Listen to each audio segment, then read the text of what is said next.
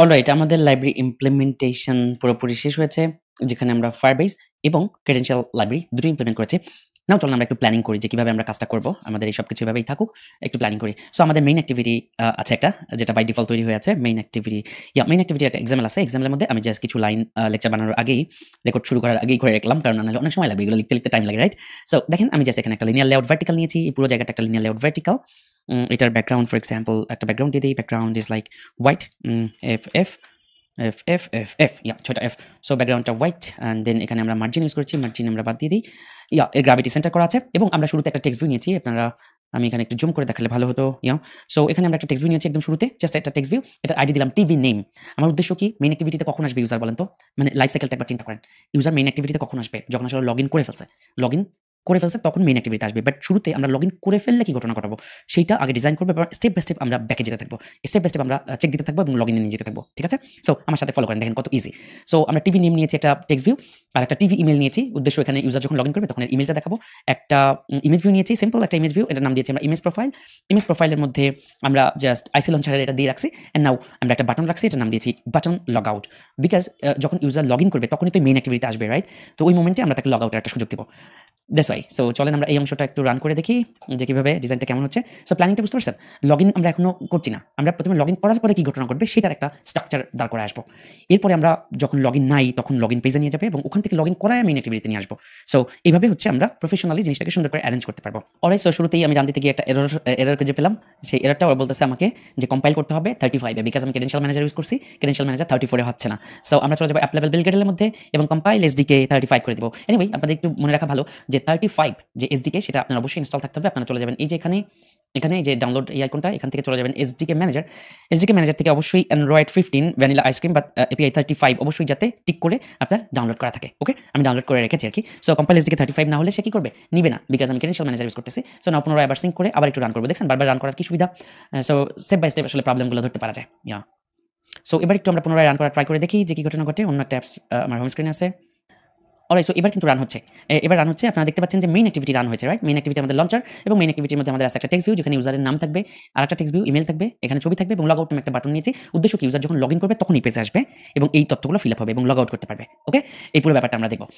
Anyway, so এবার আসেন আমাদের যেহেতু এই বাটনগুলো নিয়ে কাজ করতে হবে তাই এদেরকে পরিচয় করে দিতে হবে। চলেন স্টেপ বাই স্টেপ পরিচয় করে দেই। প্রথমে টিভি নেমকে আমরা ভ্যারিয়েবল ডিক্লেয়ার করি এবং পরিচয় করে দেই। একটা টেক্সট ভিউ নেই, টেক্সট ভিউ টিভি নেম কমা আমরা আরো একটা টেক্সট ভিউ আছে এখানে টিভি ইমেল, একেও আমরা নিয়ে নিচ্ছি এবং তারপরে আমাদের আছে একটা image view, right? Image view এবং সেই ইমেজ ভিউর নাম কি আইডি কি ধরেছি আমরা ইমেজ প্রোফাইল। ইমেজ প্রোফাইলকে আমরা নিয়ে নিলাম এবং আরও একটা জিনিস আমরা দেখতে পাচ্ছি একটা বাটন, এই যে লগ আউট বাটন, এটার নাম হলো আইডি হলো বাটন লগ আউট। সো আমরা একটা বাটন ধরবো বাটন, দেন এটার নাম দিলাম বাটন লগ আউট।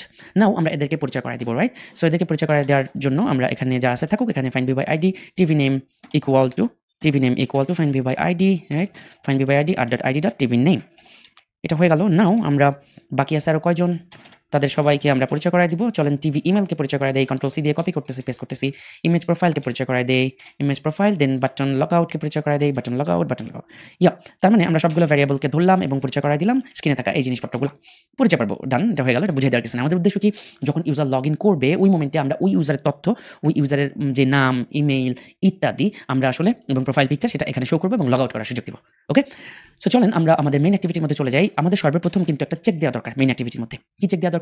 সেটা হচ্ছে যে ইউজার এই মেইন অ্যাক্টিভিটিতে আসছে যে এই লঞ্চারটা বা এই অ্যাক্টিভিটিটাতে লঞ্চ হয়েছে, ইউজারকে আদৌ লগ ইন করা নাকি লগ ইন করা না, এটা আগে চেক দেওয়া দরকার। সো এই ব্যাপারগুলো যদি চেক দিতে হয় তাহলে আমাদের Firebase-এর হেল্প নিতে হবে। আমরা যেমনটা বললাম যে দুইটা লাইব্রেরি হেল্প নিব আমরা। প্রথমে যে লাইব্রেরি হেল্প নিব সেটা হচ্ছে Firebase অথেন্টিকেশন। Firebase অথেন্টিকেশন আসলে ট্র্যাক রাখবে যে আসলে একজন ইউজার আমার অ্যাপসের মধ্যে লগ ইন করেছে কিনা, কোন ইউজার, তার নাম কি, ইমেল কি, এগুলো সে চেঞ্জ করে রাখবে, স্টোর করে রাখবে এবং একবার স্টোর করে রাখলে বারবার আর ইউজারকে লগ ইনও করতে হবে না, একাই ও বুঝে যাবে। ঠিক আছে? আর ক্রেডেনশিয়াল ম্যানেজারের কাজ কি? ক্রেডেনশিয়াল ম্যানেজার শুধুমাত্র গুগলের অপশনটা টেক করার জন্য, গুগলের অপশনটা দেওয়ার জন্য আমরা ক্রেডেনশিয়াল ম্যানেজার ইউজ করব। সো প্রথমে আমরা Firebase নিয়ে একটু কাজ করি। চলেন একদম শুরুতেই আমরা Firebase auth নামে আমরা একটা ভ্যারিয়েবলকে ডিক্লেয়ার করি। Firebase auth mauth for example এটার নাম দিলাম, বা আপনি নাম দিতে পারেন Firebase auth। ওকে, সো Firebase auth এই যে জাভা ক্লাস, এটা কার অংশ? এটা আসলে এই Firebase অথেন্টিকেশন লাইব্রেরির একটা অংশ। ও আসলে কি করে? কোনো ইউজার লগ ইন করা আছে না নাই সেটা চেক করতে পারে এবং ওকে আসলে লগ ইন করাই দিব আমরাই এটা লগ ইন করাই দিব। এনিওয়ে, আমরা স্টেপ বাই স্টেপ যাবো। সো Firebase auth আমরা নিয়ে নিলাম। সো Firebase এই auth এটাকে আমার শুরুতে পরিচয় করাই দেওয়া বা ইনিশিয়ালাইজ করাই দেওয়ার দরকার পড়বে। সো আমাদের যখনই বাটন টাটন এগুলো পরিচয় করবে শেষে চলেন Firebase auth equal to Firebase auth dot gate instance. এই যে Firebase auth পুনরায় যদি আপনি আবার Firebase auth কে কল করেন Firebase auth dot gate instance, এই লাইনটা কল করার মাধ্যমে আসলে আমরা এই Firebase auth কে ইনিশিয়ালাইজ করে ফেললাম। নাও আমরা খুব ইজিলি এই Firebase auth এই ভ্যারিয়েবলটার মাধ্যমে আমার সিস্টেমের মধ্যে কোনো ইউজার লগ ইন করা আছে না নাই সেটা চেক করতে পারবো। ওকে, সো এটা চেক করার জন্য আমরা সরাসরি এখানে ফাংশন করেও করতে পারি, অথবা সবথেকে ভালো হয় একটা ওভাররাইড ইমপ্লিমেন্টেড মেথড নিয়ে কাজ করলে। ওভাররাইড ইমপ্লিমেন্টেড অনেকগুলো মেথড আছে, আপনারা জানেন যে আমাদের এই লাইফ সাইকেলের মধ্যে, তার মধ্যে একটা আছে on start, on pause, on resume, right? আপনার আগে আমি এই নিয়ে বিশদ আলোচনা করেছি। আমার যে অন ক্রিয়েট মেথড যেখানে শেষ হয়েছে লাস্ট সেকেন্ড ব্র্যাকেটের আগে একটু ফাঁকা করে নেই, একটু জায়গা করে নেই, এবং সেখানে চলেন আমি একটা ওভাররাইড ইমপ্লিমেন্টেড মেথড নিই। আমরা এখানে রাইট বাটন ক্লিক করি, জেনারেটে যাবো, এরপরে রাইট বাটন ক্লিক করবো, জেনারেটে যাবো, এই যে জেনারেট থেকে আমরা চলে যাবো ওভাররাইড মেথডস। ওভাররাইড মেথডে অনেক কিছু পাবো। আমি আমার কিবোর্ড এবার টাইপ করবো on start method, on start, right? এই যে অন স্টার্ট মেথড আমার চলে আসলো। এই অন স্টার্ট মেথড কখন কল হয়? যখন অ্যাক্টিভিটি লঞ্চ হয়, ওই মোমেন্টে অন স্টার্ট মেথড একাই কল হয়। অন রেজিউম মেথড কল হয় কখন? যখন মেথডটা রেজিউম হয়। এরকম অন স্টপ মেথড কল হয় কখন? যখন ওই অ্যাক্টিভিটিটা স্টপ হয়, right? So on start method মানে শুরুতেই যখন কল হবে তখন আমরা আসলে চেক করবো যে ওই ইউজারটা আসলে কি একটা ভ্যালিড ইউজার, বা ফায়ারবেজের মধ্যে আদৌ কোনো ইউজার লগ ইন করা আছে কিনা। সো এই মোমেন্টে আপনি একবার চিন্তা করেন, আমি এই মুহূর্তে যদি রান করি, এই মুহূর্তে তো আমরা লগ ইন করার কোনো প্রশ্নই ওঠে না, বিকজ আমার সিস্টেমের মধ্যে তো কাউকে আমি লগ ইন করার কোনো কোডই লিখিনি।